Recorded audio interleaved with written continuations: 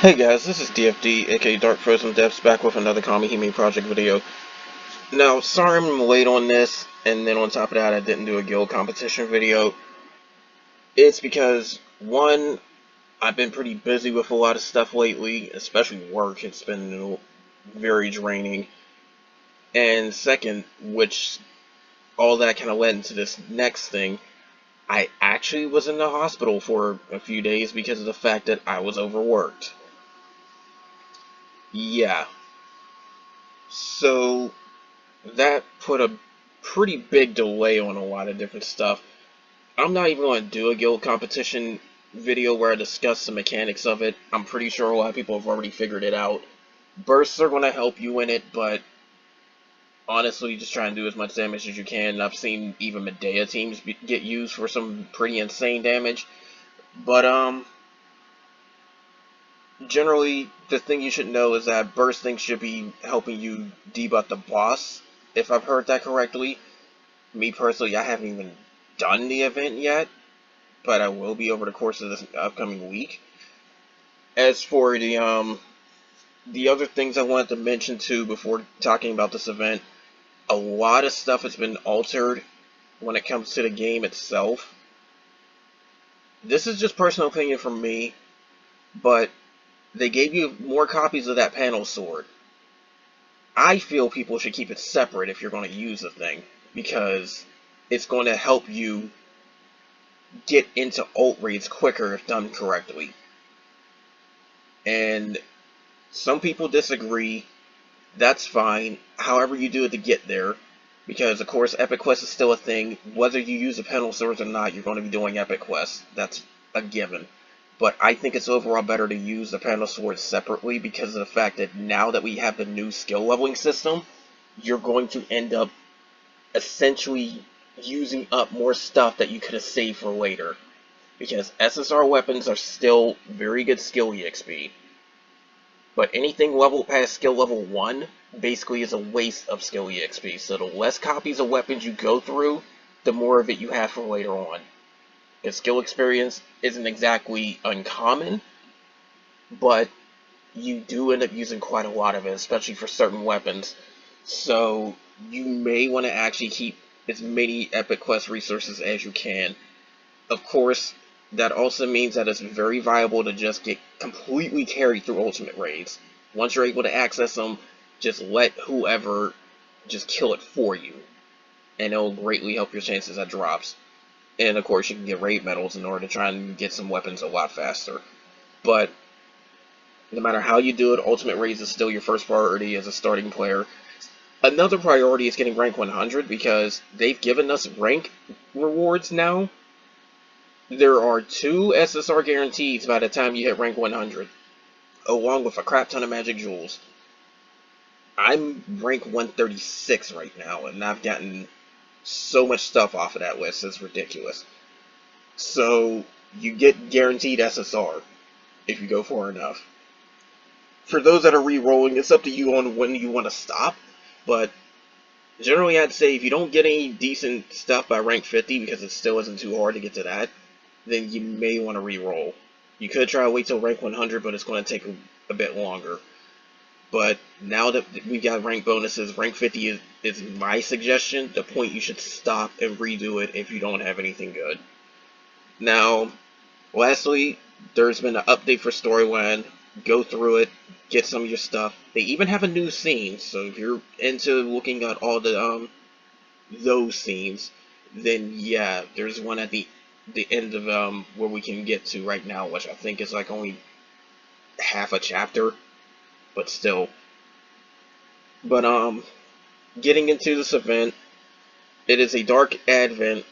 There is no heroic. So, considering that we haven't had heroic in a few advent events, we are probably never seeing another heroic fight again for any advent events. Only the raid events will have heroic now. Which is kind of a shame. It would have been a dark enemy for me to face in heroic. But you're probably going to win some of the stuff from this because it's actually not bad. But the usual applies. SSR stuff, they're top priority, especially the 1/10 tickets. Me personally, I don't get too many of these 1/10 tickets because I have so many SSR characters and there's a very good chance of a dupe. But it's still a guaranteed SSR pool either way. It can still only help you. So I suggest you grind for it, but if you don't want to, that's also fine.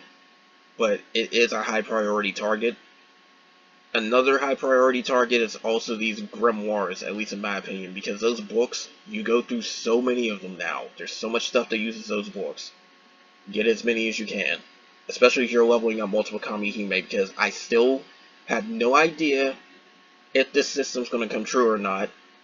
It was supposedly said in a previous summit, but it was a leveling system where if you level up a character, like any of your Kamihime, then that same Kamihime is going to boost the entire element, whether you use them or not. It was some sort of mechanic like that. So if that's true, you're going to want to level up everyone, and you're going to need a lot of books for it. Either way, there's other stuff that uses these books. We can get more progress on some of those machine beasts where you can finally turn them into SSR. There's weapons you can get. There's final limit breaks and all that. You're going to need a lot of these books. My suggestion is to grind as much of them as you can now. And of course, magic jewels, high priority, obvious. Gotcha tickets, obvious. SR weapons, if you want more skill experience, I suggest you get them. Otherwise, you can ignore it. They're not too good for fragments because if you want weapon fragments, you're going to need to get gotcha weapons for that. Or SSR weapons in order to try and get decent fragments. But if you're trying to use any free weapons for fragments, you're better off going into ultimate raids and just farming stuff from there, because both soul weapons and the other weapons from that, good source of fragments.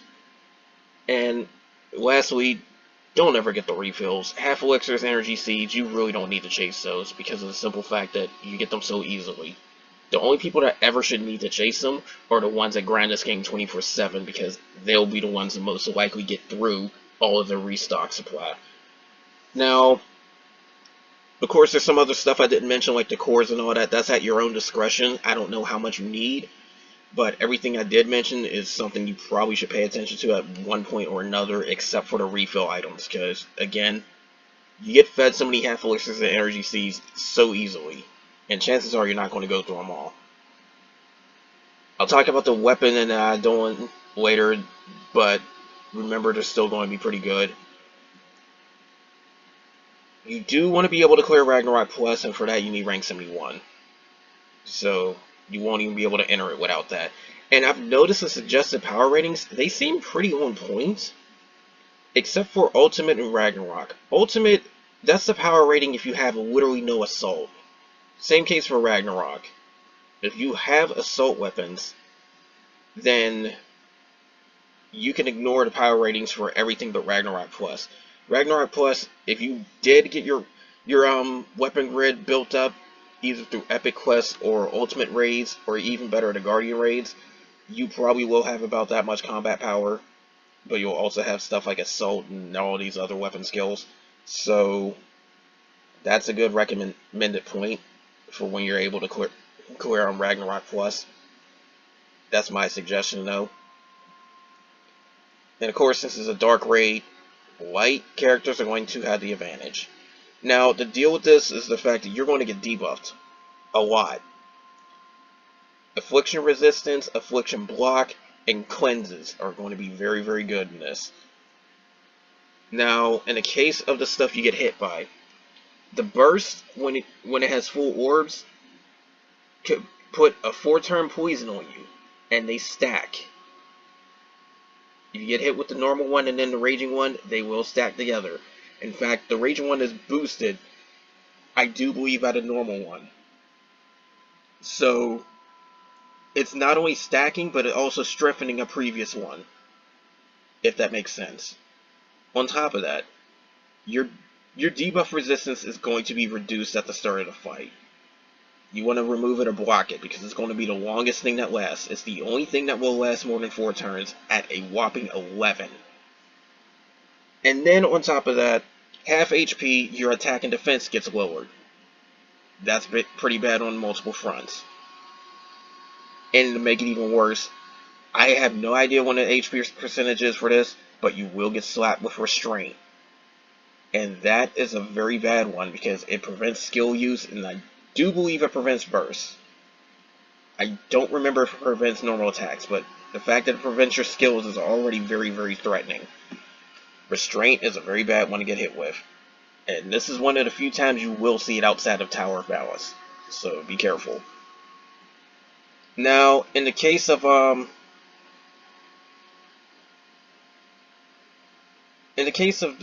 enemy, 1.5 million HP in Ultimate, double that in Ragnarok. Ragnarok Plus is like quadruple to Ragnarok, so it's at 12 million there.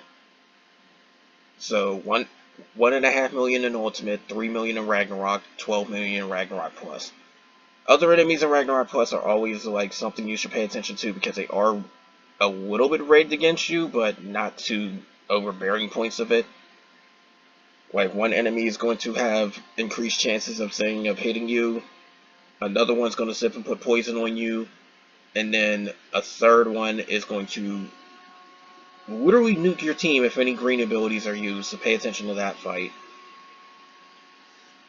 And then of course there's the usual stuff that the boss is doing. Only the poison is much, much, much stronger this time around. So you can actually see your HP drop pretty nicely. If you have both poisons stacked on you, I do believe that you're going to have, like, you're going to lose 5 digits of HP by the time it ends, easily. So be careful with that in Ragnarok Plus. Now, as for the weapons and the add-ons, all of these, if you ask me, are not bad. But some are clearly better than others. I'll start with the one that you're most likely to get rid of, and that is the Dark Staff. That one needs more materials in order to try and trade for, first off, and it cannot find a limit break. But it does give you Defender and Ascension. Early on, you're not going to have too much access to that, so that's actually very, very good. Now, in the case of the weapon that does Final Break, this is one of the first times I've ever seen a triple skill effect weapon in an Advent. It is Large Assault, Small Defender, and Small Stinger. This is very good. Get this weapon. You may even want to keep it for later on, because there isn't too much Stinger access for Dark, I do believe. You want to keep this weapon, and you want to use it. Me personally, I feel like tossing it in a free-to-play Dark grid if you have the space. I know I don't have the space, but I've already got a Stinger weapon there anyways, a Hime weapon that has it. But believe me when I say this, you're probably going to keep this for a while, so you do want this weapon.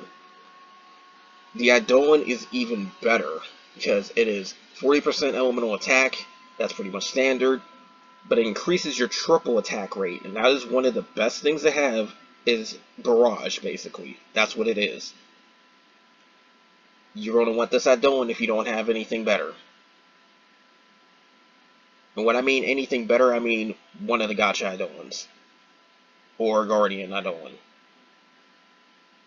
But, anyways, the last thing I should mention, the missions are basically the same, where you can just clear with certain rarities of Hime.